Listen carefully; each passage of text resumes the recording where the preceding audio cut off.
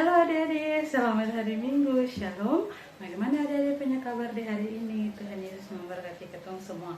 Adik-adik, hari ini ketong ada dalam pertemuan yang ke-11. Dengan dia punya pokok sajiannya adalah firman. Lalu dia punya pokok bahasanya itu ibadah yang sejati. Dengan pokok bahasan adalah unsur ibadah sosial menghargai perbedaan. Lalu hari ini ketong punya pembacaan ada dalam kitab Kudus Perjanjian Baru, ada dalam kitab 1 Korintus pasal 8 ayatnya yang keempat dan berakhir pada ayatnya yang ke-13. Tapi sebelum kita mau baca firman di hari ini, lalu sebelum kita mau belajar juga hari ini, mari kita sama-sama berdoa. Tuhan Yesus, Bapa yang baik, terima kasih karena hari ini penyertaan-Mu kami rasakan lagi Tuhan. Terima kasih karena kami selaku anak-anak Panggung 3 boleh siap untuk mendengarkan firman-Mu Tuhan. Lalu kami akan belajar di hari ini juga Tuhan. Kiranya Engkau mau kuasai kami dengan kuasa Roh-Mu yang kudus, supaya apa yang kami dapat di hari ini dapat berguna untuk kami, orang lain maupun masa depan kami Tuhan Yesus. Hanya di dalam nama Tuhan Yesus kami berdoa. Amin. Nah adik-adik, katong punya pembacaan di hari ini kakak pengasuh ulang lagi. Ada di dalam kitab 1 Korintus pasal 8 ayatnya yang keempat dan berakhir pada ayatnya yang ke-13. Pembacaan di hari ini diberi judul tentang persembahan berhala. Tentang hal makan daging persembahan berhala kita tahu, tidak ada berhala di dunia dan tidak ada Allah lain daripada Allah yang Esa. Sebab sungguh pun ada apa yang disebut Allah baik di sorga maupun di bumi, dan memang benar ada banyak Allah dan banyak Tuhan yang demikian. Namun bagi kita hanya ada satu Allah saja, yaitu Bapa yang daripadanya berasal dari segala sesuatu dan yang untuk Dia kita hidup, dan satu Tuhan saja, yaitu Yesus Kristus, yang olehnya segala sesuatu telah dijadikan dan yang karena Dia kita hidup. Tetapi bukan semua orang yang mempunyai pengetahuan itu. Ada orang yang karena masih terus terikat pada berhala-berhala, makan daging itu sebagai daging persembahan berhala.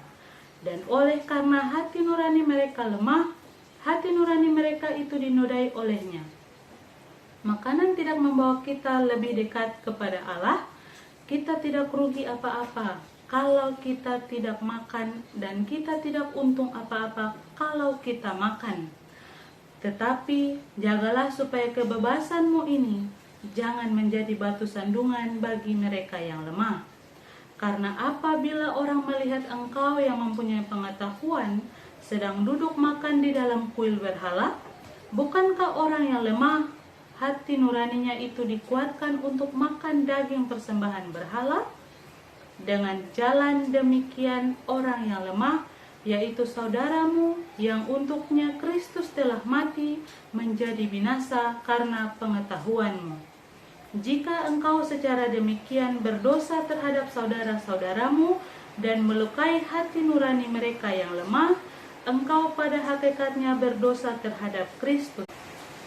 Karena itu apabila makanan menjadi batu sandungan bagi saudaraku, aku untuk selama-lamanya tidak akan mau makan daging lagi, supaya aku jangan menjadi batu sandungan bagi saudara.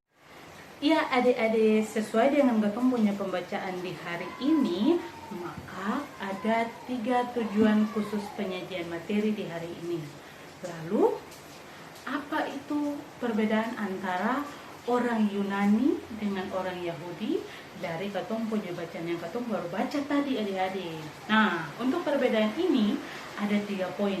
Yang pertama itu, orang Yahudi itu adalah orang Israel yang dipilih Allah untuk tetap setia, taat kepada Allah. Tapi, dong berbuat dosa karena dong punya pola hidup yang salah. Kenapa salah? Karena dong menyembah berhala. Karena dong menyembah berhala itu, Allah buang dong ke Babilonia. Yang kedua, orang Yunani. Nah, orang Yunani ini orang yang non-Yahudi atau orang bukan Yahudi.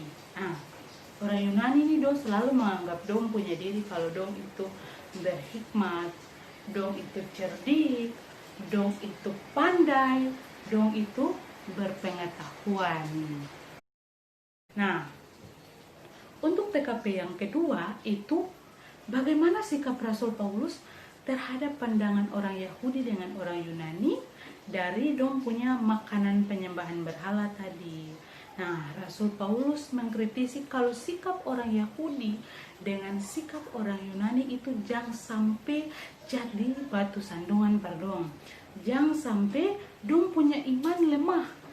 Karena bagi Rasul Paulus itu kalau dong punya makanan jadi batu sandungan, berarti dong jangan makan lagi.